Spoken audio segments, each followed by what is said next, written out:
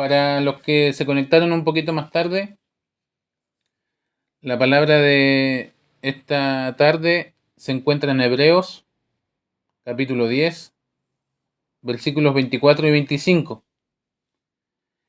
Y, y yo creo que esta palabra es tan actual como cuando fue escrita, porque no sé si usted sabe que esta carta de los Hebreos fue predicada, fue escrita para una iglesia que tenía mucho conocimiento, que tenía una iglesia conformada principalmente por personas judías, por personas que tenían mucho conocimiento porque fueron educados una vida entera bajo rituales, bajo sacrificios, bajo una ley que les decía que necesitaban, si pecaban, tenían que rendir un sacrificio de un animal, desde un becerro, desde un animal vacuno hasta palomas, dependiendo de la capacidad que tenía cada uno, dependía también del pecado que había cometido, de que si quería ofrendar algo a Dios por simple gratitud tenía que entregar cierto sacrificio. Y este pueblo, estos judíos, habían recibido el Evangelio de Cristo, pero la situación que estaban viviendo esta iglesia, estaba siendo muy complicada, porque estaban siendo llevados a las cárceles. Si usted lee un poquito más adelante en este mismo capítulo 10, en el versículo 33, dice que fueron vituperados, fueron atribulados, fueron hechos espectáculos, fueron hechos vergüenza por creer en Cristo, eh, estuvieron en prisiones, sufrieron la pérdida de todos sus bienes, les quitaron casas, les quitaron bienes, porque ellos no solamente cambiaron su forma de creer y dejaron de hacer sacrificios externos, sacrificios del cuerpo hacia afuera, sino que creyeron y tuvieron fe en un Salvador, en un Redentor, en un Mesías, que era del mismo pueblo judío, pero que venía a confirmar todos esos pactos y venía a confirmar todos esos sacrificios y venía a confirmar todos esos mandamientos, decretos, leyes. Y esta iglesia estaba siendo perseguida por sus mismos hermanos, estaba siendo perseguida por los mismos judíos, por los mismos hermanos de sangre, por sus mismos familiares. Y a lo largo de toda esta carta, el tema principal es la supremacía de Cristo sobre todo lo que los judíos creían, sobre los ángeles, sobre los sacrificios, sobre el sumo sacerdote, sobre el templo. Y ellos, por tener esa fe en Cristo Jesús, que es superior a todo lo demás, estaban siendo perseguidos y muchos querían devolverse, querían volver atrás. Por eso las grandes advertencias que hace esta carta de no volverse atrás, de no volverse al mundo, de no volverse a sus antiguas creencias, de no negar su fe que tenían en Cristo Jesús. Si usted lee un poquito más atrás, desde el versículo 19, viene hablando de todo lo que hemos recibido de Cristo. Ahora tenemos libertad para entrar a la presencia misma de Dios a través del sacrificio que hizo Jesucristo, a través de su muerte en esa cruz, a través de su propia sangre fuimos lavados, fuimos limpiados de nuestros pecados. A través del sacrificio que hizo Jesús, tenemos un nuevo camino, tenemos un camino vivo, un camino real, un camino que no involucra hacer rituales que no pueden quitar el pecado, sino que solamente necesitamos tener fe en nuestro Salvador, que Él quita el pecado del mundo. Eso es lo que les está diciendo este autor anónimo a través de la carta de los Hebreos.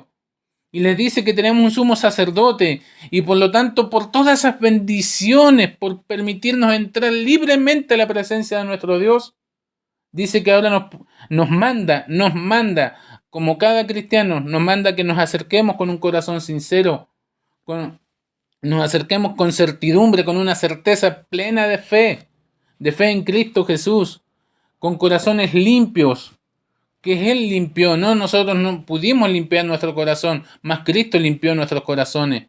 Cristo limpió nuestras conciencias y nos da una nueva conciencia del bien y del mal. Lo que antes nos parecía bueno, ahora nos parece malo porque estamos viendo según la vista de Cristo y estamos viendo que eso nos lleva al pecado, a la desobediencia a Dios. Entonces, a través de todo esto, a través de estos mandatos, como estas responsabilidades que tenemos ahora delante de Cristo, que son personales. Yo no puedo hacerme responsable de mi hermano que está al lado. Él es responsable de su fe, él es responsable de lo que ha aprendido del Evangelio, de lo que él ha escuchado, y yo soy responsable de lo que yo he aprendido y yo he escuchado. Y eso hace que desde nuestro interior tengamos que estar a cuenta personalmente con Dios. Y que esa responsabilidad de estar a cuenta delante de Cristo, porque Él, por todas las maravillas que Él hizo, también lo tenemos que reflejar. Nosotros no solamente nos tenemos que quedar de poder decir, Cristo ya me perdonó y por lo tanto ya puedo estar delante de la presencia de Dios, Cristo ya me limpió, ya me lavó, ya me purificó, ya puedo estar delante de Dios mismo sin pecado alguno y ser yo solamente.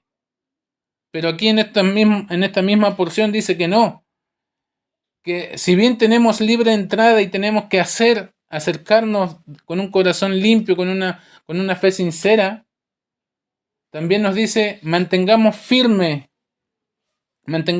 sin fluctuar la profesión de nuestra fe, la proclamación, la vida externa. Nosotros fuimos limpiados en nuestro corazón, pero nosotros eso lo debemos reflejar al exterior. No podemos quedarnos solamente nosotros, gracias Señor por todo lo que me diste y no hago nada más. Aquí nos está mandando a que esa firmeza, esa fe que hemos recibido y esa purificación de nuestros pecados que hemos recibido, también la hagamos patente a los que están alrededor nuestro. Que tengamos una vida nueva. Ya no, nuestra salvación está segura en Cristo, nuestra salvación no la perderemos en Cristo, pero somos responsables de reflejar la imagen de Cristo. Nosotros somos el cuerpo de Cristo.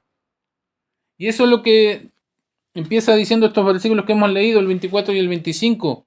Consideremos no, dice nuestra traducción, pero en realidad dice, mediten, piensen profundamente en sus vidas, cómo ayudar al prójimo, cómo bendecir al prójimo, cómo exhortar, cómo edificar, cómo alentar, cómo persuadir a mi hermano que está al lado para que tenga un amor perfecto y para que también pueda hacer buenas obras. ¿Qué quiere decir? Que nosotros no estamos solos. Nosotros podemos estar aquí algunos conectados solos en nuestros hogares, pero no estamos solos. Nosotros somos una comunidad de gracia. Por lo tanto, tenemos cosas en común y cosas en unidad. Y que esa cosa primordial, esa comunidad debe estar arraigada en la fe en Cristo Jesús. Y que es mi responsabilidad como miembro de esta comunidad pensar, meditar internamente, pensar profundamente. ¿Cómo puedo ayudar a mi hermano? A incitarlo, a apoyarlo, a decirle, puedes hacer esto, a demostrar el amor de Dios, a mostrar el amor de Dios, a llevarlos por las buenas obras que Cristo ya nos deparó desde antes de la eternidad, para que nosotros camináramos por ellas. Es nuestra responsabilidad como comunidad de gracia, es nuestra responsabilidad como iglesia, como pueblo apartado por Dios para un fin preciso, el poder ayudarnos mutuamente. Tal vez hemos pasado, ¿cuántas semanas hace que no hemos podido congregarnos? ¿De alguno se ha preguntado cómo está el otro hermano de al lado?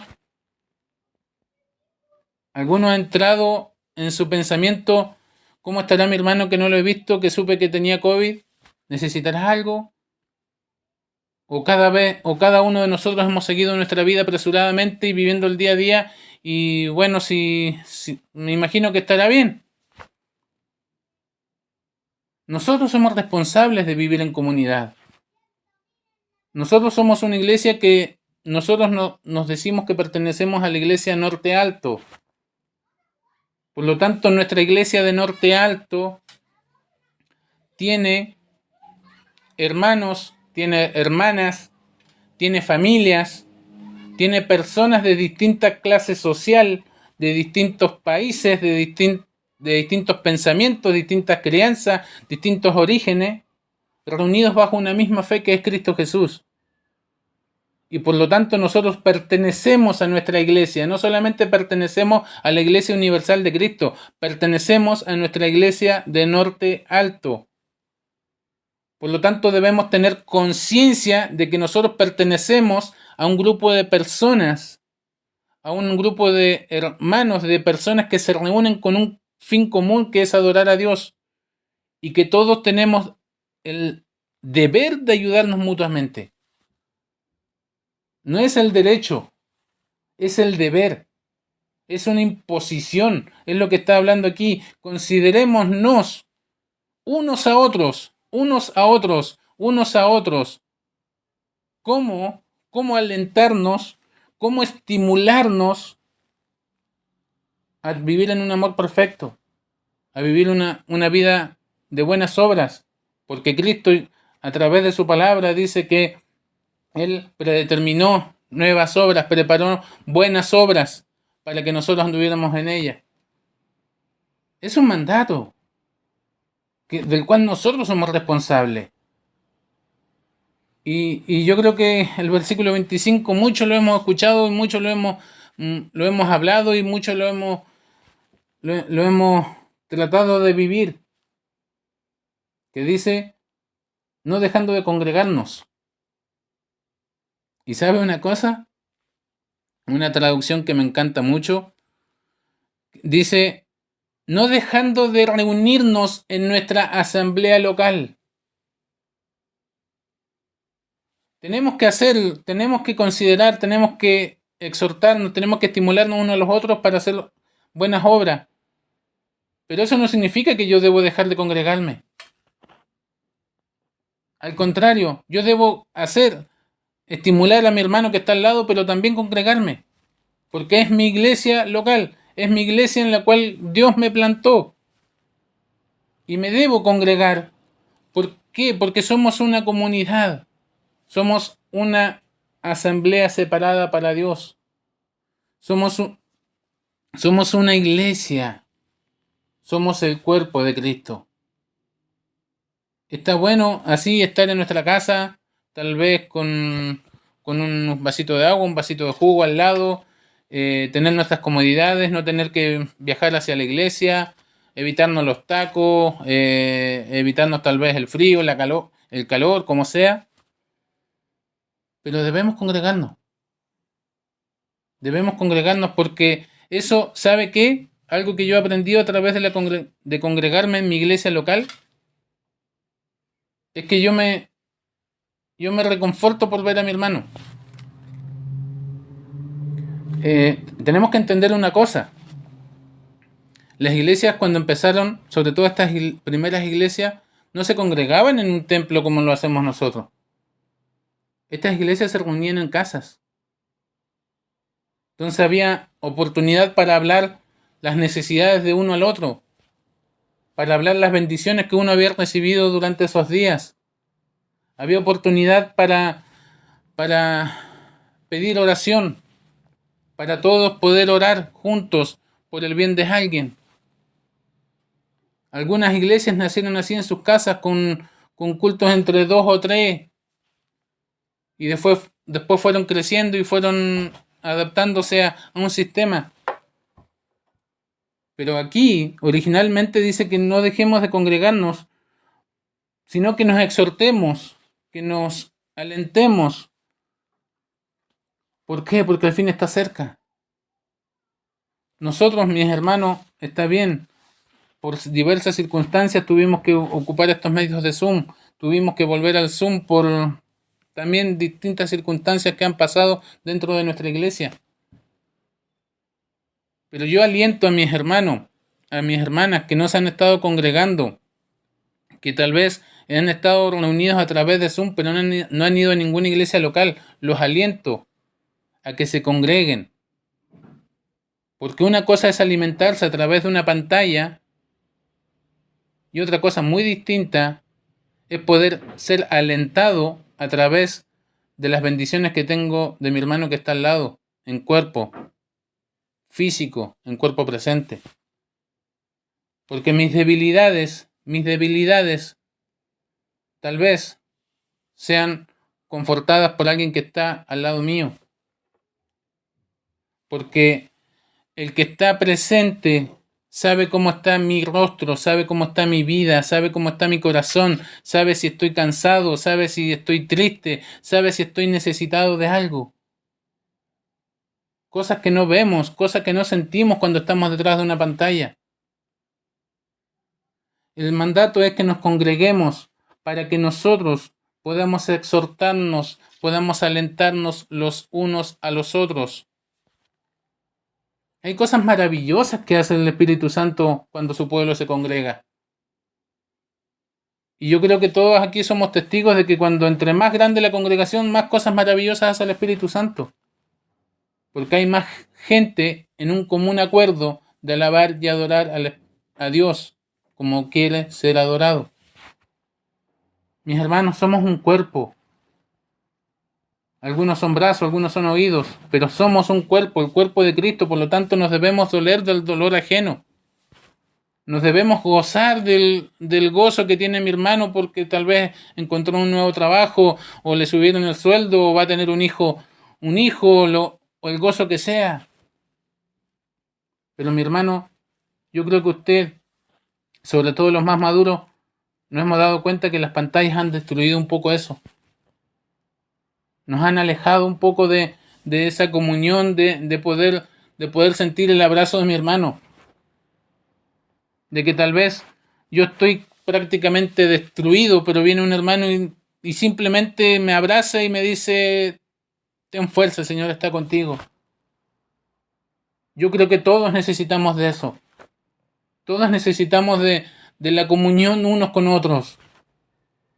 Por eso esta iglesia, vuelvo y repito, esta iglesia estaba sumamente atribulada, sumamente perseguida por sus propios hermanos. Pero el escritor le dice, no dejen de congregarse porque algunos ya habían dejado de congregarse. Podemos ser la iglesia, podemos estar viéndonos las caras con los que tenemos pantallas prendidas unos a los otros aquí. Pero la cruda realidad y la triste realidad es que no somos iglesia. Yo aquí en mi hogar, usted en su hogar, podemos estar conectados aquí a través de Zoom y a través de la palabra yo entiendo que no somos iglesia. Porque todos estamos desparramados. En cambio, Cristo quiso una iglesia junta, una iglesia reunida. Son palabras difíciles porque yo cuando lo entendí, lo estudié, a mí me dolió mucho en el corazón. Pero esa es la realidad que las Escrituras nos dicen. Nuevamente digo, mis hermanos, los aliento, los exhorto a que nos congreguemos. Y aquel que no se está congregando por la razón que sea que esté lejos, sea que está en otra ciudad, sea que está donde sea, busque una iglesia donde congregarse. Porque no puede estar solo recibiendo alimento cuando uno quiere. Tiene que ser un alimento constante. Un buen alimento. Esa es la palabra de hoy día. Que el Señor pueda bendecir nuestras vidas. Que el Señor pueda alentar los corazones que están débiles. Porque Cristo ya pagó el precio. Cristo ya pagó el precio y solamente nosotros debemos caminar en fe, con plena certidumbre de que Él viene pronto. Entre más malos se pongan los días, más pronto está su venida. Entre más perseguido esté su vida, más certeza tenga de que Cristo está con usted y de que Cristo viene por usted. ¿Cómo nos vamos a alentar unos a los otros? ¿Cómo nos vamos a fortalecer los unos a los otros si no nos vemos? Porque Cristo viene. Cristo viene pronto. Al Señor Jesucristo toda la honra, toda la gloria, toda la alabanza.